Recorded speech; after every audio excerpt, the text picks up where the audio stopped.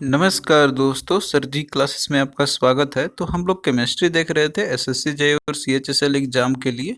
तो देखिए previous video से मैंने आपको एटॉमिक स्ट्रक्चर के 2 लेक्चर मैंने उसके चैप्टर को फिनिश कर दिया था और इसके पहले भी हमने जो है 2 चैप्टर और फिनिश कर दिए हैं। तो जितने भी केमिस्ट्री के लेक्चर्स हुए हैं तो हमने इसका एक अलग से प्लेलिस्ट बना दिया है। तो आप लोग प्लेलिस्ट में सर्च करना, आपको डिस्क्रिप्शन बॉक्स में भी उसका लिंक आपको मिल जाएगा। और देखिए हमने इकोनॉमिक्स और बायोलॉजी का ऑलरेडी हमने फिनिश कर दिया है विथ कंप्लीट लेक्चर्स और पीडीएफ भी हमने उसका प्रोवाइड कर दिया है। तो आप लोगों को डिस्क्रिप्शन बॉक्स में लिंक मिल जाएगा, आप लोग वहाँ से जाके उसका बाय कर सकते हैं आप लोग। और हम लोग ज्योग्राफी कवर कर रहे हैं अभी और साथ में केमिस्ट्री भी कवर करते चल रहे हैं। तो आप लोग पैरेलली देखते चलिए दोनों को साथ में। और इसके साथ जो है हम लोग आगे का जो पोर्शन है आपका साइंस वाला, जो कि क्वेश्चन सेट आपका चल रहा था, तो वो भी हम कंटिन्यू आपका इसी तरीके से करते रहेंगे जब तक कि आपका एग्ज़ाम जो है वो नहीं हो जाता है। तो इतना तो एक्सपेक्ट है कि आपका एग्ज़ाम से पहले हम जो है जीएस का या जीके का जो भी पोर्शंस आपके हैं तो वो हम आपका कंप्लीट लगभग पूरी कोशिश करेंगे कंप्लीट करने का। तो चलिए हम लोग स्टार्ट करते हैं आज का लेक्चर।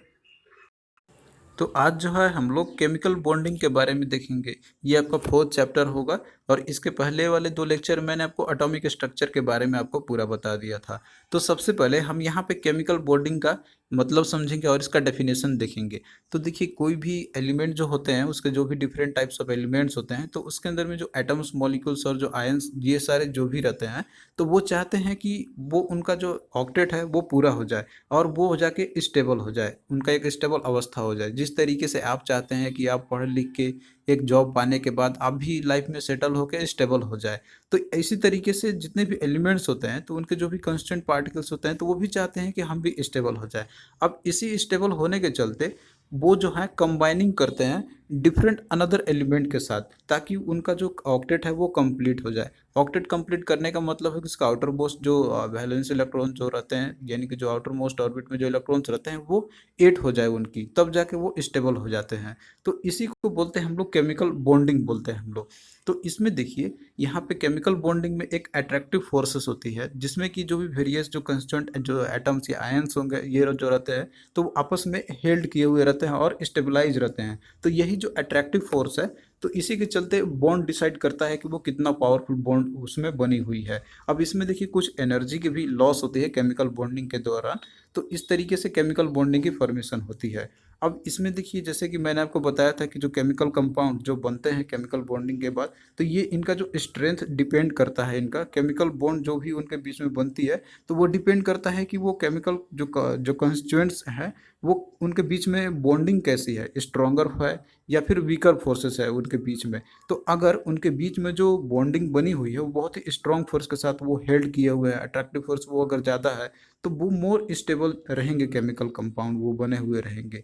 और इसी के अपोजिट में यदि हम बात करते हैं कि जो केमिकल बॉन्डिंग अगर बनती है कंस्टिट्यूएंट के बीच में, अगर वो वीक रहेगा, वीक अट्रैक्टिव फोर्स रहेगी इनके बीच में, तो जो भी रिजल्टिंग कंपाउंड जो बनेगा तो उनकी स्टेबिलिटी जो रहेगी तो वो उतनी ज़्यादा नहीं रहेगी जितनी कि जिसमें जो अट्रैक्टिव फोर्स वो ज़्यादा रहते हैं। तो ये जो रहेंगे वो थोड़ा सा वीक बॉन्डिंग बनाएंगे ये आपस में। तो आपको इसी तरीके से जो है समझना होगा कि केमिकल बॉन्डिंग में कौन सा ज़्यादा वो स्टेबल रहेंगे, कौन सा कम रहेंगे। तो इसी के बेसिस पे जो है केमिकल बॉन्डिंग जो होते हैं आपके वो डिवाइड किए रहते हैं। तो अब यहाँ पे जो है हम लोग देखेंगे कि जो केमिकल बॉन्डिंग जो होते हैं तो वो कितने टाइप्स के होते हैं और इसके फर्दर हम लोग डेफिनेशन देखेंगे। तो देखिए यहाँ पे 3 टाइप्स के केमिकल बॉन्डिंग की फॉर्मेशन होती है। तो जिसमें आपका पहला है इलेक्ट्रोवैलेंट बॉन्ड या फिर इसको हम लोग आयोनिक बॉन्ड बोलते हैं हम लोग, और दूसरा है कोवैलेंट बॉन्ड है, और तीसरा है कोऑर्डिनेट कोवैलेंट बॉन्ड है। तो ये 3 है आपके लिए जो कि आपको याद रखना है। तो यहाँ पे जो है सबसे पहले हम देखेंगे इलेक्ट्रोवैलेंट बॉन्ड या फिर आयोनिक बॉन्ड के बारे में। तो देखिए जो इलेक्ट्रोवैलेंट बॉन्ड है या फिर जो आयोनिक बॉन्ड है तो इनके बीच में जो बॉन्ड की फॉर्मेशन होती है तो वो इलेक्ट्रॉन ट्रांसफर के द्वारा होती है।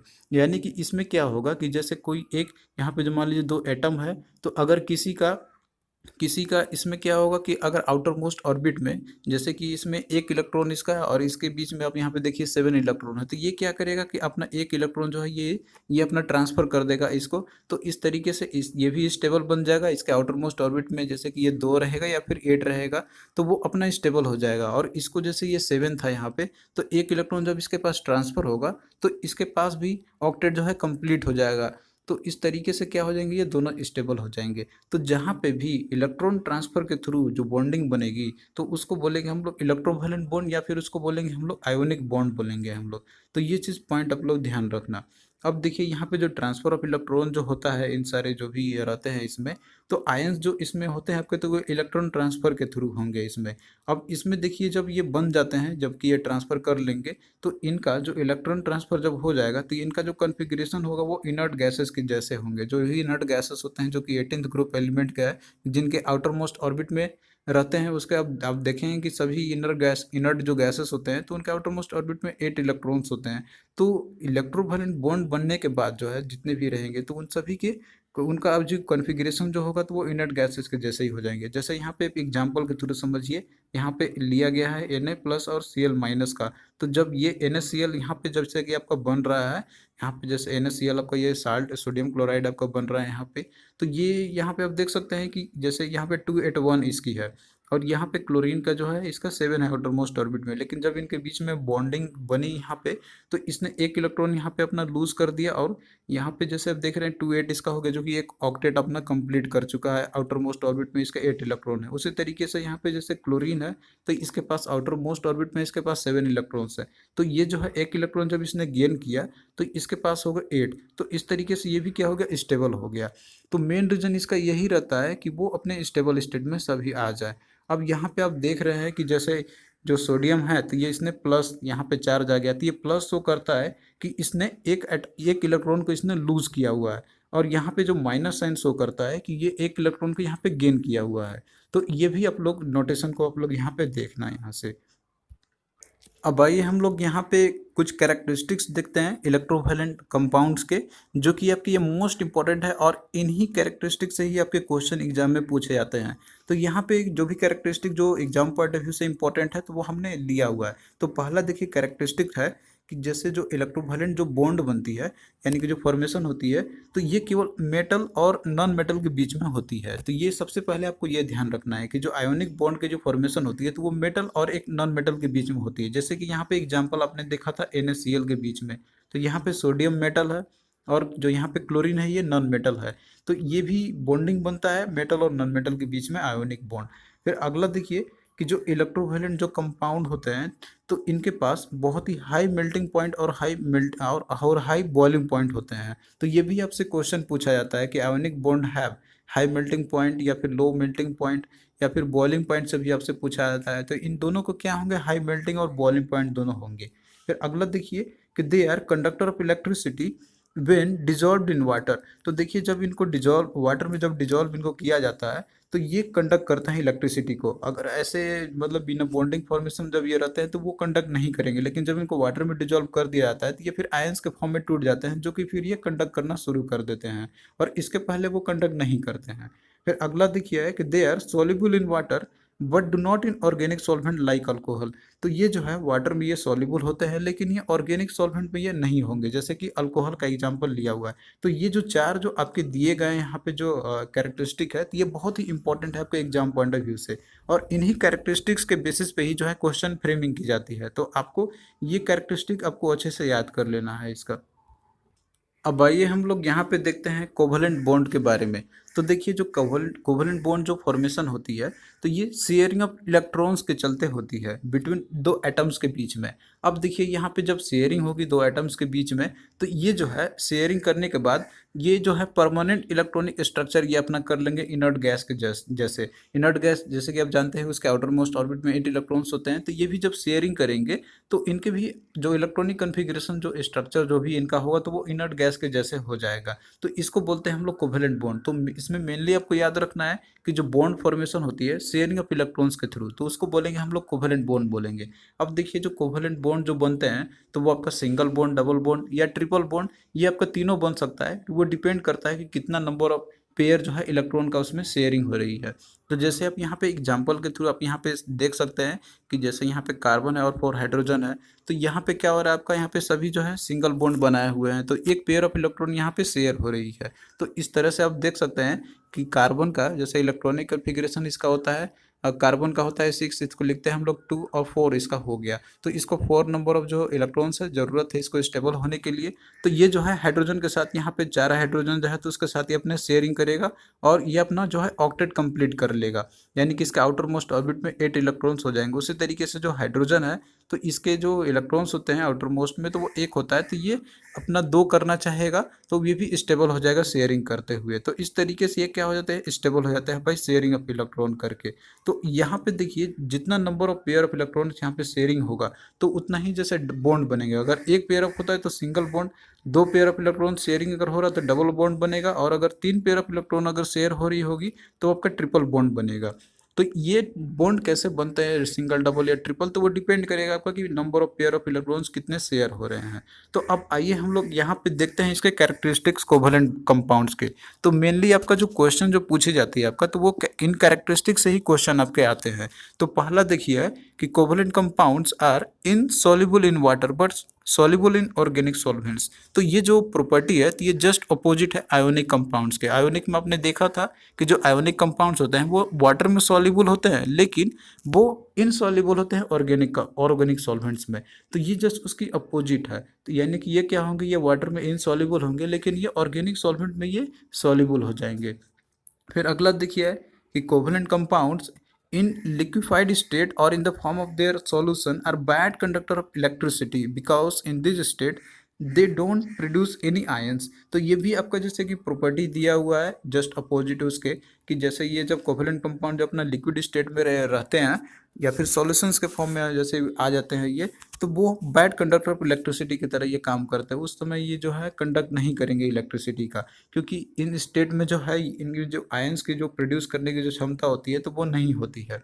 तो ये इस कारण है कि ये इलेक्ट्रिसिटी कंडक्ट ये नहीं करेंगे, यानी कि बैड कंडक्टर होंगे। बट इनका देखिए क्या है कि जो कोवेलेंट कंपाउंड होते हैं कुछ ऐसे जैसे HCl हो गया, NH3 हो गया, तो ये जब एक्वस सॉल्यूशन में होते हैं ये, तो ये कंडक्ट करते हैं इलेक्ट्रिसिटी को क्योंकि इनके अंदर में आयंस की प्रेजेंस होती है। तो बस आपको ये जो है एक्सेप्शन वाला जो केसेस हैं ये आपको याद रखना है HCl और NH3 का। तो ये जब एक्वस सॉल्यूशन में रहते हैं ये तो इलेक्ट्रिसिटी कंडक्ट करते हैं। और ये 2 क्वेश्चन जो है आपका पूछा गया है, हमने देखा हुआ ये क्वेश्चन किसी ना किसी एग्जाम में आपको पूछे गए हुए हैं। तो इतना पॉइंट जो है आप लोग इस point of exam point of view से आप लोग याद रखना।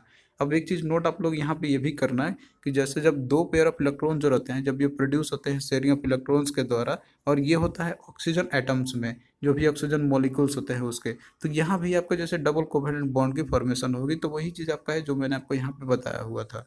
तो इतना पॉइंट आप लोग के लिए जो है काफ़ी है एग्जाम के लिए। अब आइए हम लोग देखते हैं कोऑर्डिनेट कोवेलेंट बॉन्ड के बारे में। तो देखिए कोऑर्डिनेट कोवेलेंट बॉन्ड में एक पेयर ऑफ इलेक्ट्रॉन जो है ये ऑब्टेंड होते हैं केवल एक ही सिंगल एटम से। तो इस तरह के देखिए बॉन्डिंग में जो एटम जो है जो सप्लाई करते हैं पेयर ऑफ इलेक्ट्रॉन्स को उनको बोलते हैं हम लोग डोनर बोलते हैं, और जो रिसीव करते हैं पेयर ऑफ इलेक्ट्रॉन्स जो भी एटम्स तो उनको बोलेंगे हम लोग एक्सेप्टर बोलेंगे। तो इसमें देखिए जो इलेक्ट्रॉन पेयर जो यहाँ पे हम लोग डोनेट करते हैं इसमें तो उसको डोनर एटम बोला जाता है। तो इसी को बोलते हैं हम लोग सिंगल एटम पेयर बोलते हैं हम लोग। तो देखिए जो कोवेलेंट बॉन्ड जो कोऑर्डिनेट कोवेलेंट बॉन्ड जो होते हैं तो इसको हम लोग एरो से रिप्रेजेंट करते हैं। तो आप लोग इसी से समझिएगा कि ये जैसे कि कोऑर्डिनेट कोवेलेंट बॉन्ड ये शो कर रहा है, और यहाँ पे एक कन्वेंशन फॉलो की जाती है जिसमें कि हम लोग पॉजिटिव चार्ज जो है वो इसमें शो करता है आपका कि वो डोनर एटम है, और जो नेगेटिव साइन जो रहता है जैसे कि फिगर में आप यहाँ पे दिया हुआ है इसमें कि जो -s के साथ आपका लगा रहेगा इसमें, यानी कि जो नेगेटिव साइन आपका जो रहेगा तो वो आपका रहेगा एक्सेप्टर एटम को वो शो करेगा आपका। तो यहाँ पे एग्जाम्पल के थ्रू जैसे आपसे क्वेश्चन में पूछा जाए कि जैसे आपका कोऑर्डिनेट कोवेलेंट बॉन्ड का एग्जाम्पल्स कौन कौन से होते हैं, तो इसमें देखिए जैसे आपका कार्बोनेट हो गया CO3- और अमोनियम हो गया NH4+। तो ये जो एग्जाम्पल आपके हैं तो ये कोऑर्डिनेट कोवेलेंट बॉन्ड के। तो इसमें देखिए क्या होता है कि ये एक तरीके से मान सकते हैं ये कम्बिनेशन आपका है आयोनिक बॉन्ड और जो आपका कोवेलेंट बॉन्ड है, तो उन दोनों का कम्बिनेशन इसमें देखने को मिलती है। तो इतना बस आप लोगों के लिए याद रखना एग्जाम पॉइंट ऑफ व्यू से, आपको इसमें ज़्यादा डेप्थ में पढ़ने की ज़रूरत नहीं है। जितना आपसे एग्जाम में पूछी जाती है तो वही चीज़ हम आपके लिए यहाँ पे वो कंटेंट आपको प्रोवाइड किया हुआ है, और बाकी डेप्थ में अगर आपको और स्टडी करना है तो इस एग्ज़ाम के लिए उतनी ज़रूरत नहीं है। वो आपका एग्ज़ाम जैसे रेलवेज के लिए हो गया तो उसमें आपका और डेप्थ में पूछा जाता है। तो जब हम लोग उसकी देखेंगे क्लास, जब NTPC का एग्ज़ाम आपका होगा तो उस समय आपको और अच्छे से उसका कवर करा देंगे। अब आइए हम लोग क्वेश्चंस करते हैं जो कि आपके प्रीवियस ईयर में पूछे गए थे। तो क्वेश्चन देखिए पहला है कि which among the following formation is not an example of covalent bond. तो इसमें से जो फॉर्मेशन हुई है बॉन्ड के यहाँ पे, तो कौन सा है कि जो कोवेलेंट बॉन्ड का एग्जाम्पल नहीं है। तो इसमें देखिए जो ऑप्शन ए आपका दिया हुआ है LiF, इसको हम लोग लिथियम फ्लोराइड बोलते हैं, तो ये एक आयोनिक बॉन्ड का एग्जाम्पल है, क्योंकि इसमें देखिए जो फॉर्मेशन हुई है बॉन्ड का, तो वो ट्रांसफर ऑफ इलेक्ट्रॉन्स के थ्रू हुई है, ना कि शेयरिंग के थ्रू। तो इसीलिए क्या होगा, इसका राइट आंसर 1 आपका हो जाएगा। और इसमें आप ये अब देख सकते हैं कि जो आयोनिक बॉन्ड की जो फॉर्मेशन होती है, तो उसमें ट्रांसफर ऑफ इलेक्ट्रॉन्स की होती है, जिसमें एक एक जो एटम रहेगा वो लूज करेगा और एक रहेगा वो गेन करेगा। तो इसमें मेटल और नॉन मेटल दोनों का कॉम्बिनेशन है, तो इसलिए एग्जाम्पल आपका आयोनिक बॉन्ड का हो जाएगा। और बाकी जो तीनों आपका इसमें दिया हुआ है, जैसे NH3 है, HF है और CF4 है, तो ये सारे जो हैं कोवलेंट बॉन्ड का एग्जाम्पल है। फिर अगला क्वेश्चन देखिए कि which among the following is not a property of ionic bond. तो आयोनिक बॉन्ड का कौन सा प्रॉपर्टी इसमें नहीं है, वो आपको बताना है। तो इसमें देखिए ऑप्शन में 1 में आपका दिया हुआ है कि लॉसिंग ऑफ इलेक्ट्रॉन। तो देखिए जो आयोनिक बॉन्ड की फॉर्मेशन होती है, तो उसमें ट्रांसफर ऑफ इलेक्ट्रॉन के चलते होती है। तो जब ट्रांसफर होती है तो उसमें एक जो एटम रहेगा वो इलेक्ट्रॉन्स को लॉस करेगा। तो लॉस जनरली करते हैं मेटल्स जो रहते हैं, और एक होता है आपका जैसे कि उसमें गेन करने वाला रहेगा, तो गेन ऑफ इलेक्ट्रॉन्स भी, ये भी एक प्रॉपर्टी है आयोनिक बॉन्ड का। तो जनरली जो मेटल्स होते हैं वो गेन करते हैं और अपना ऑक्टेट अचीव करते हैं। तो ये दोनों प्रॉपर्टी तो है ही। फिर अगला इसमें देखिए ऑप्शन सी में आपका दिया हुआ है कि शेयरिंग ऑफ इलेक्ट्रॉन्स। तो शेयरिंग ऑफ इलेक्ट्रॉन्स ये प्रॉपर्टी तो किसकी है, ये कोवेलेंट बॉन्ड की है, तो यही आपका क्या हो जाएगा, इसका राइट आंसर हो जाएगा। और इसमें अगला दिया हुआ है ट्रांसफर ऑफ इलेक्ट्रॉन। तो ट्रांसफर ऑफ इलेक्ट्रॉन के चलते आयोनिक बॉन्ड की फॉर्मेशन तो होती ही है। तो इस तरीके से आपको प्रॉपर्टी यदि आपको अच्छे से याद होगा तो क्वेश्चन आप लोग बिल्कुल इजीली कर लीजिएगा। फिर देखिए अगला क्वेश्चन है कि which among the following is not example of hydrogen bond. तो किसमें हाइड्रोजन बॉन्ड का एग्जाम्पल आपका जैसे कि इसमें से नहीं है। तो इसमें देखिए आपका दिया हुआ H2O, लिक्विड HCl, NH3 और CHCl3 है। तो इसमें देखिए हाइड्रोजन बॉन्ड फॉर्मेशन उनमें होती है जिसमें हाइड्रोजन आपका इसमें प्रेजेंट रहेगा, लेकिन देखिए इसमें जो लिक्विड HCl जो आपका इसमें दिया हुआ है, तो इसमें कोई भी हाइड्रोजन बॉन्ड इसमें नहीं है, क्योंकि देखिए जो लिक्विड HCl जो होता है, तो जब इसको हम लोग वाटर में डिजोल्व करते हैं HCl को, तो इसमें कोई भी जो जिसमें क्या होता है कि बॉन्ड जो रहती है वो ब्रेकअप कर जाती है जब हम इसको वाटर में डिजोल्व करते हैं, तो इसीलिए इसमें कोई भी हाइड्रोजन बॉन्ड नहीं रहती है। फिर देखिए अगला क्वेश्चन है, तो ये वाला आपको टिक मार लेना, ऑप्शन बी आपका हो जाएगा ये। नेक्स्ट क्वेश्चन देखिए कि atoms undergo bonding in order to. तो एटम्स जो होते हैं वो बॉन्डिंग जाते हैं किस लिए। तो देखिए मैंने आपको बताया था कि जो एटम्स होते हैं वो बॉन्डिंग इसलिए ही बनाते हैं ताकि वो अपना स्टेबिलिटी अचीव कर सके, यानी कि जो ऑक्टेट रूल होता है वो अपना अचीव कर सके। तो इसमें राइट आंसर क्या आपका हो जाएगा, अटेन्स स्टेबिलिटी, ये करेक्ट आंसर हो जाएगा। तो देखिए ऑप्शन 1 आपका क्या हो जाएगा आंसर इसका। और जैसे लॉस स्टेबिलिटी, लॉसिंग करने के लिए, लॉस करने के लिए स्टेबिलिटी तो कोई बॉन्डिंग बनाता नहीं है। आप जानते हैं कि कोई भी एटम चाहता है कि वो स्टेबल हो जाए। फिर अगला क्वेश्चन देखिए कि मूव फ्रीली और इंक्रीज द एनर्जी। तो देखिए जब भी बॉन्डिंग बनती है, बॉन्डिंग होती है, तो उसमें एनर्जी की कुछ ना कुछ लॉसेस होती है, तो इंक्रीज एनर्जी तो होगा नहीं, और मूव फ्रीली भी करते नहीं है। तो ये सारे क्या होगा इसके प्रॉपर्टी, मतलब कि ये नहीं है इसके। तो स्टेबिलिटी अचीव करने के लिए मेजर उनका रहता है कि वो बॉन्डिंग में जाते हैं। तो यहाँ पे देखिए हमने जो भी इंपॉर्टेंट क्वेश्चन आपके पूछे गए थे, तो वो भी हमने यहाँ पे देखते चल रहे हैं। तो आपको केमिकल बॉन्डिंग में आपको इससे ज़्यादा और डिटेल में पढ़ने की ज़रूरत नहीं है, क्योंकि देखिए एसएससी का एग्जाम आपका है, तो इसमें उतने डेप्थ में आपसे क्वेश्चन नहीं पूछे जाते हैं। तो जितना इंपॉर्टेंट चीज़ है तो वो हम आपको कंटेंट यहाँ पे प्रोवाइड करते जा रहे हैं। तो कैसा लगा आपको ये लेक्चर, आप लोग कमेंट करके ज़रूर बताना। और इसी तरीके से केमिस्ट्री के और भी जो लेक्चर्स हैं आपके, तो वो हम आपका फिनिश करते चलेंगे, क्योंकि देखिए अभी आपके पास टाइम बहुत ज़्यादा है। और आप लोग जान रहे हैं कि एग्ज़ाम का भी जैसे कोई इन्फॉर्मेशन है ही नहीं, और एसएससी ने पहले ही कह दिया है आपको कि हम आपको एग्ज़ाम जब भी आपका होगा तो उससे 1 महीना पहले इन्फॉर्म कर देंगे कि कब होगा। तो इतना मान के चलिए कि आपके पास 2 मंथ का अभी टाइम है। तो इस तरीके से साइंस हम जो है पूरा कंप्लीट कर लेंगे, जैसे अभी केमिस्ट्री चल रहा है, फिर हम लोग फिजिक्स का भी जो है कंप्लीट कर लेंगे। तो चलिए फिर मिलते हैं नेक्स्ट वीडियो में, तब तक के लिए बाय।